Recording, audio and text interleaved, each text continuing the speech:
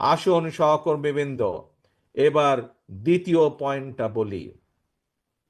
ওই যে ওই ষড়যন্ত্রকে যদি ঠেকিয়ে দিতে হয়, মানুষের অধিকার গণতন্ত্র প্রতিষ্ঠার ষড়যন্ত্রকে যদি ঠেকিয়ে দিতে হয়, যদি আপনার এই 31 দফা দেশ এবং জনগণের জন্য 31 দফা যেটি আপনি দিয়েছেন সেটিকে যদি বাস্তবায়ন করতে হয়, তাহলে অবশ্যই অবশ্যই এবং অবশ্যই শহীদ জিয়া, খালেদা জিয়ার প্রত্যেকটি সৈনিককে আপন ভাইয়ের মতন, আপন ভাই বোনের মতন ঐক্যবদ্ধ থাকতে হবে যে কোনো মূল্যে।